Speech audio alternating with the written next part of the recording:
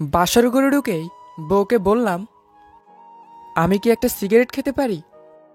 কথাটা শুনেই মেয়েটা ইয়া বড় লম্বা গোমটা সরিয়ে সোজা আমার চোখের দিকে তাকিয়ে থাকলো।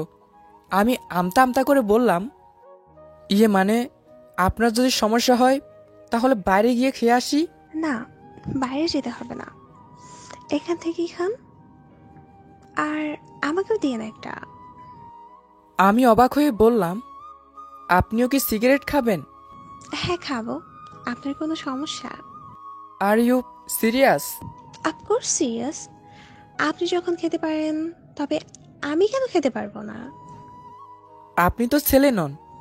কোথায় লেখা আছে যে মেয়েদের সিগারেট খাওয়ার অধিকার নেই? আর ছেলে মেয়েদের তো সমান অধিকার। আমি এবার চুপ হয়ে গেলাম। কি করব ঠিক বুঝে উঠতে পারছিলাম না। মেয়েটা সর্বদা তার দৃষ্টি আমার উপর রেখেছে। আমি কি করছি তা দেখছে। একটু পর বলে উঠল, সিগারেট খেলে কি হয় জানেন? হুম, জানি। জানেন, তাও কেন খান? ভালো লাগে। শুধু ভালো লাগার জন্যই খান? না, তবে নিকোটিনের ধোঁয়ায় কষ্টগুলো উড়িয়ে দেয়া যায়। এভাবে একেবারে কষ্ট চলে যায়? না, তা যায় না। তবে যখনই এটা খাই কিছুটা ভুলে থাকতে পারি। কষ্ট কি শুধু আপনি একাই পান? জানি না, তবে আমার কষ্টটা সীমাহীন। আমরা মেয়েরা কষ্ট পেলে কি করি জানেন? হ্যাঁ, জানি তো। কি আর করেন, এ তো দরজা লাগিয়ে কাঁদতে কাঁদতে বালিশ ভেজান। আর আমরা ছেলেরা তো চাইলেও আপনাদের মতো কান্না করতে পারি না, সব লুকিয়ে রাখতে হয়। আপনারা শুধু এটা দেখেন যে আমরা শুধু কান্না করতে জানি। সিগারেট খেলে যদি সব কষ্ট দূর হয়ে যেত, তবে আমরা মেয়ে জাতীয় সিগারেট খেতাম। আমার মতো কষ্ট পেয়েছেন কখনো? কিসের কষ্ট আপনার? একজন ছেড়ে চলে গেছে, কথা দিয়েও কথা রাখিনি। হাসছেন কেন? আপনার কথা শুনে। আমি কি কোনো হাসির কথা বলেছি? কেউ ছেড়ে চলে গেছে, যেতেই পারে। হ্যাঁ, এই জন্য কষ্টও হতে পারে। তাই বলে কি সিগারেট খেতে হবে? দেখুন, আমার ব্যাপারে আপনি এখন পর্যন্ত কিছুই জানেন না।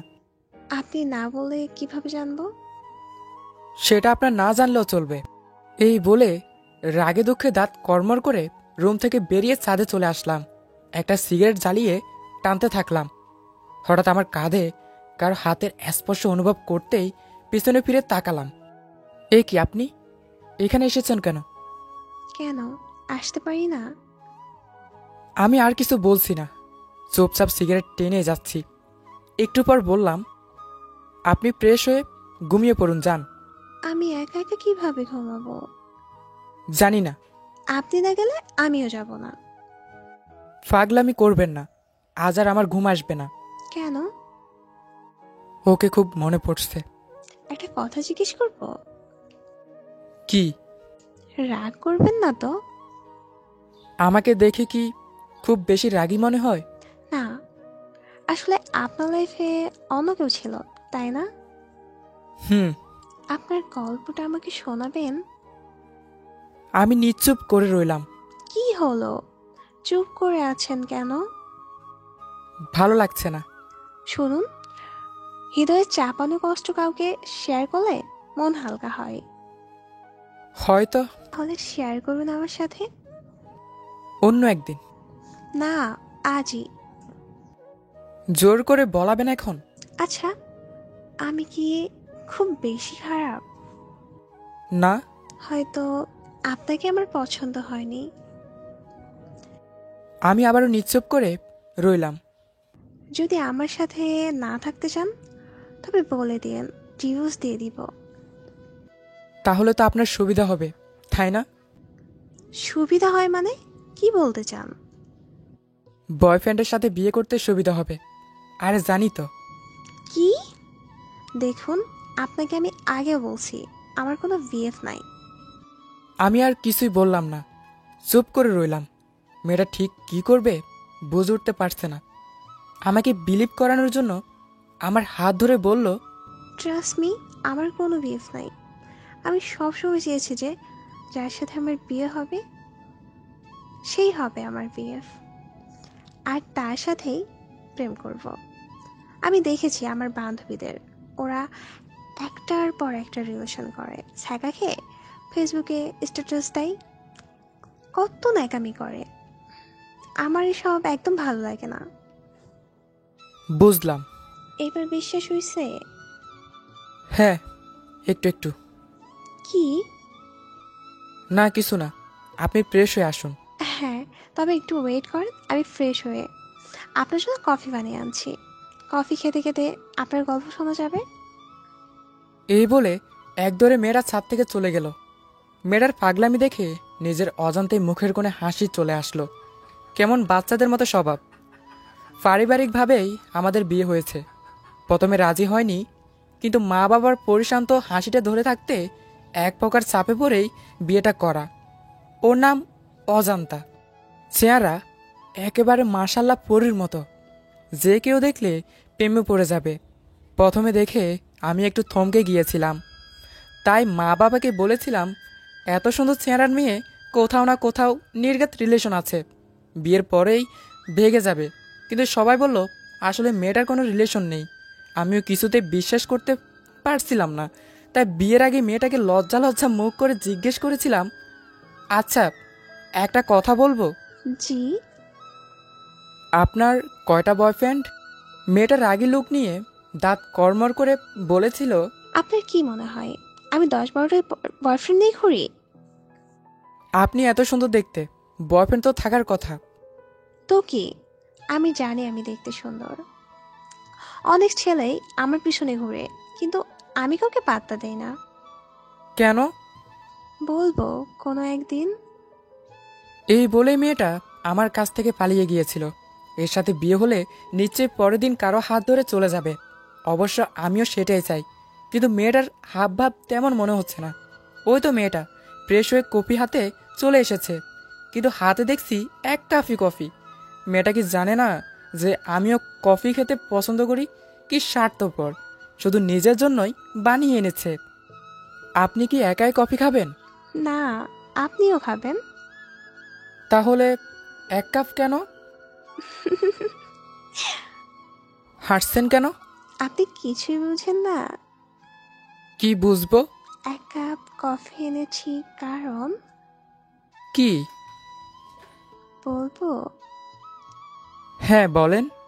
কারণ উফ। কারণ দুজন 1 কাপে খাবো। এই বলে মেয়েটা খিলখিল করে হাসছে।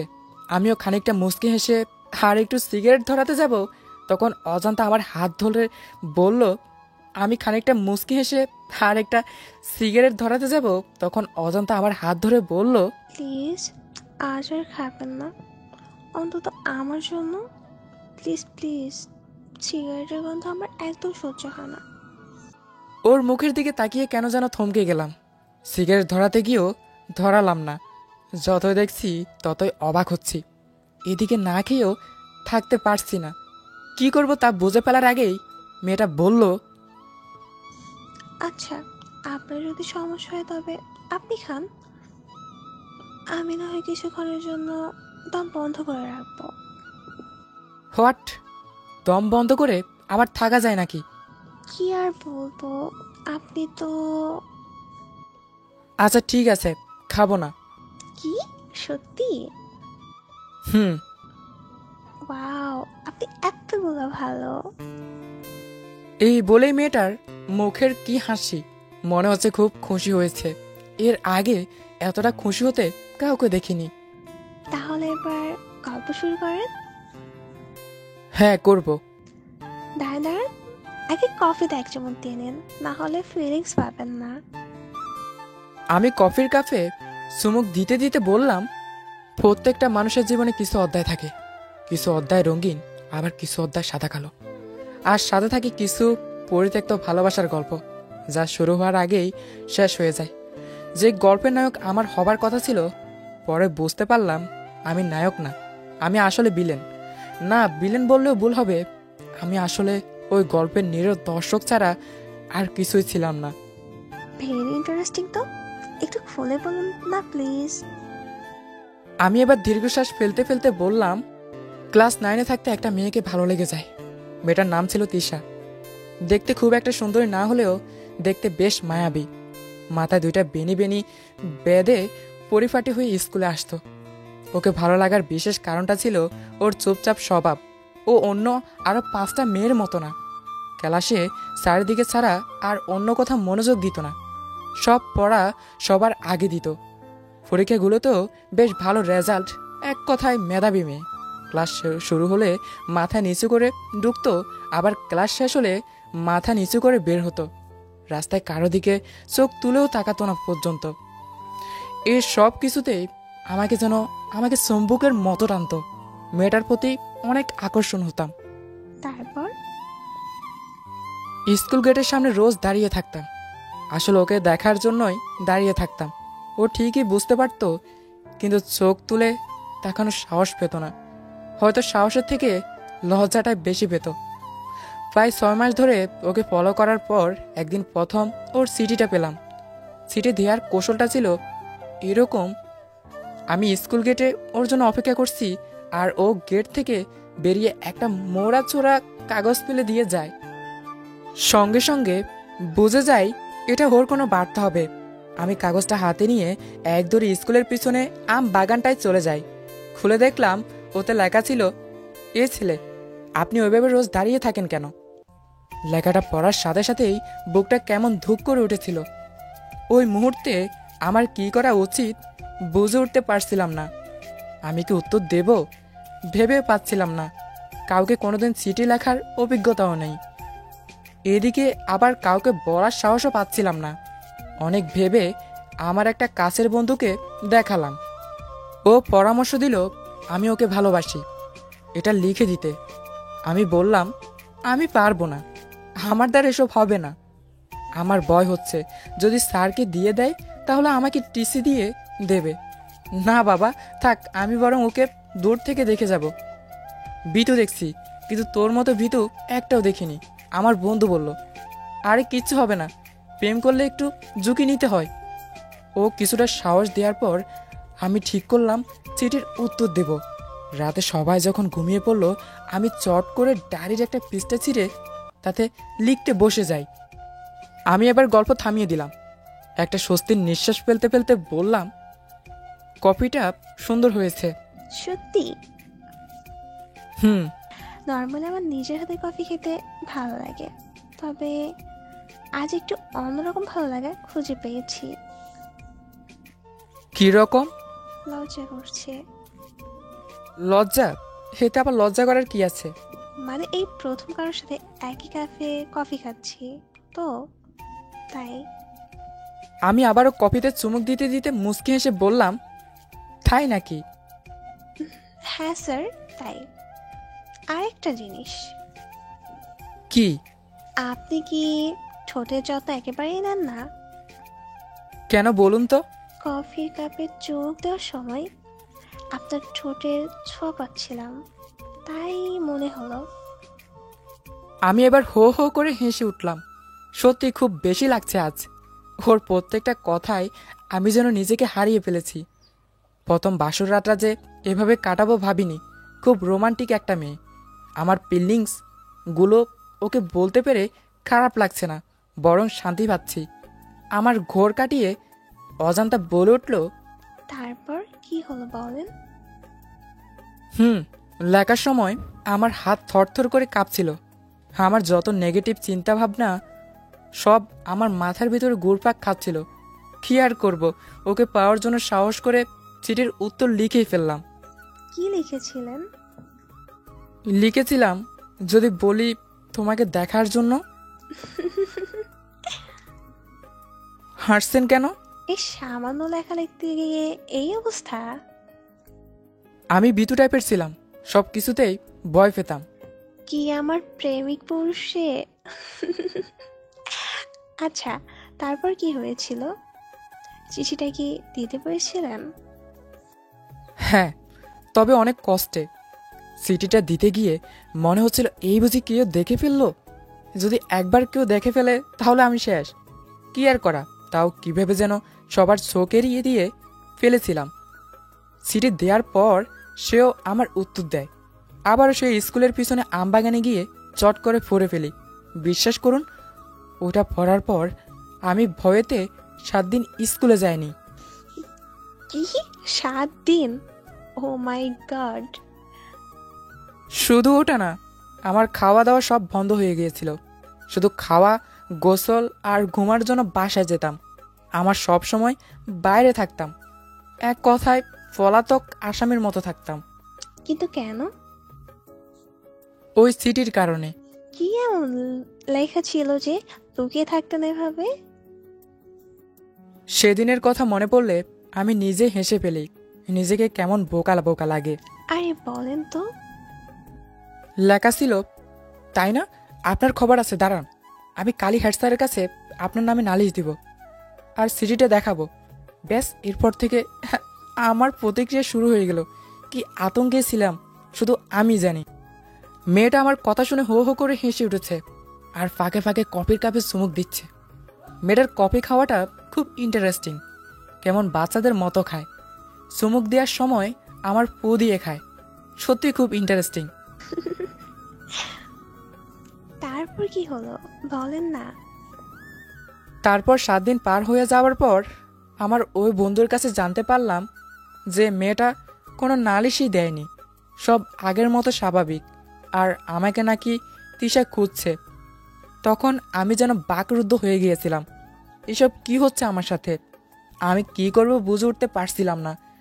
তখন ভয়ে ভয়ে আবার আবার স্কুলে যাওয়া শুরু করি।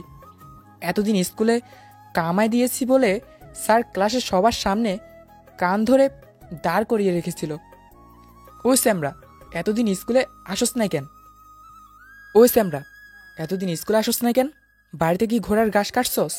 আজ সকালে তোর বাপের সাথে রাস্তায় দেখা হয়েছিল, তোর নামে নালিশ দিছি। আজকে বাসায় যাস খালি। এই তো যা ভয় পাচ্ছিলাম ঠিক তাই তো হয়েছে।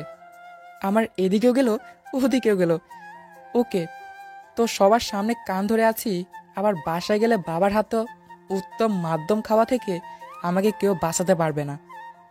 আর এইদিকে তিশা আমার করুণ অবস্থা দেখে মুখ লুকিয়ে হাসছিল। আমিও রাগে দুঃখে দাঁত কর্মর করে মনে মনে বলছি, শালার মাইয়া, তোর জন্যই আজ আমার এই অবস্থা, আর তুই হাসছিস। তিশা বুঝে গিয়েছিল যে ওর জন্য আমার এই দশা। তাই স্কুল আসলেও ওর জন্য আর গেটের সামনে দাঁড়িয়ে থাকতাম না। ক্লাসে পাই ও আমার দিকে তাকিয়ে থাকতো। মাঝে মাঝে ওর চোখে চোখ পড়ে যেত, আর যখনই চোখ পড়তো মনে হতো ও যেন আমাকে কিছু বলতে চায়। হয়তো মেয়েটা তার ভুল বুঝেছে, এখন সরি বলতে চায়। আমিও আর ওদিকে ইন্টারেস্টিং দেখাই না, আগের মতো চুপচাপ থাকি আর পড়াশোনায় মন দিই। তারপর?